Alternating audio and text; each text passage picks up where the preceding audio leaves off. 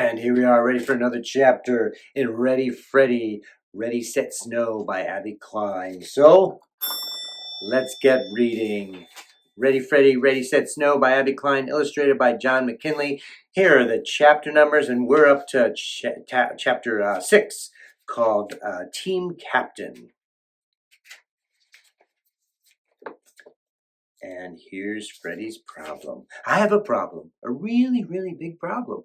I have to compete in the snowshoe race in the first grade Winter Olympics, but I've never been on snowshoes in my life. Let me tell you about it. And now, Chapter 6, Team Captain. It seemed as if the bus ride took forever. Max just kept bragging about how he's going to beat me. I thought we were never going to get to school.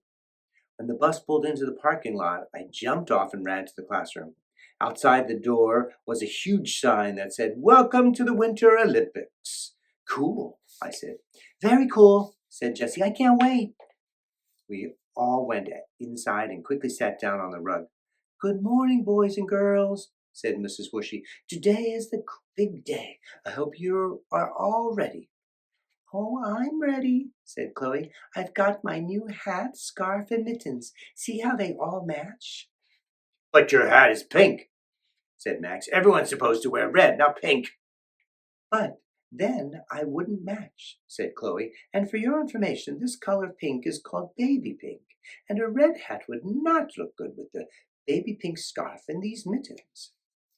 "Does she know this is an athletic event, not a fashion show?" Jessie whispered. "It's always about the outfits," Robbie answered. "I did ask everyone to wear red," said Mrs. Whooshy. "I want us to look like a team." "Well, my fingernails are painted red," Chloe said, waving her fingers in the air. "Whoop-de-doo," said Max. "That will help us win today for sure."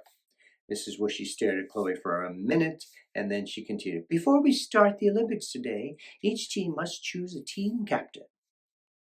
"I think I should be the team captain," said Max. "Is he kidding?" whispered Robbie.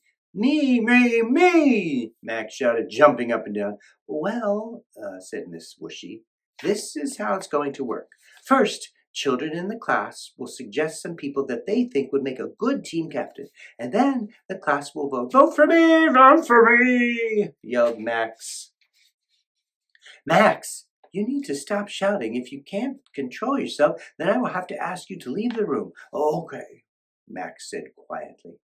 "Now, remember, the team captain must always play by the rules, be a good sport, and support his teammates." Jessie raised her hand. "Yes, Jessie? I think Robbie should be the team captain because he always plays by the rules, and he is very smart." "Excellent, Jessie. I agree. Anyone else?" I raised my hand. "Freddy, do you have a suggestion?" "Yes, Mrs. Whooshy. I think Jessie should be the team captain because she's really good at sports. She never cheats, and she's always nice to everyone in the class." After some other kids in the class made a few more suggestions, and Mrs. Whooshy added their names to the list, it was time to vote. "Okay," said Mrs. Whooshy. "I think it's time to vote." "Well, what about me?" Chloe whined. "What about you? No one suggested me for team captain." "That's because you're lame," said Max. "Oh, did you hear that, Mrs. Whooshy? Did you hear what he said to me?" "Yes, I did. Max, that was very rude. Because of that, I'm taking your name off the list for team captain.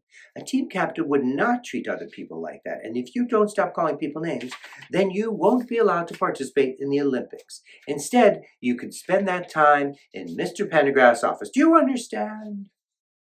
Max just looked at her, but he didn't say anything.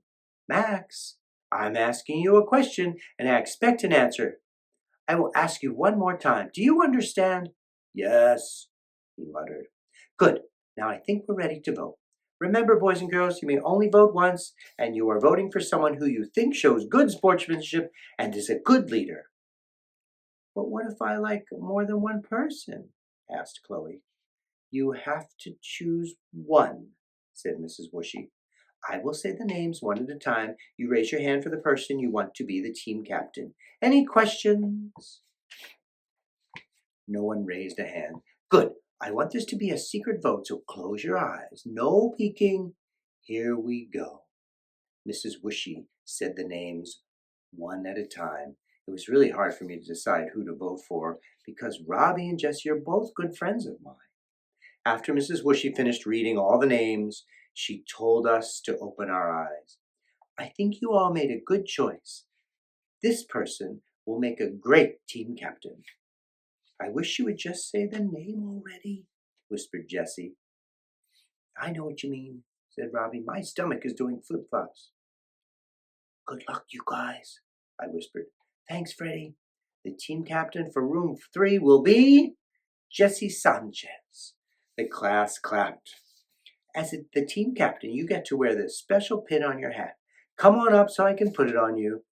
Jessie got up and proudly walked to the front of the room. Now that we have our team captain, Mrs. Whooshy said, it looks like we're ready to go. Everyone, grab your coats, line up behind your captain. Let's go show room 4 what we're made of. And that's the end of chapter 6. Thanks for tuning in, and I'll read you soon.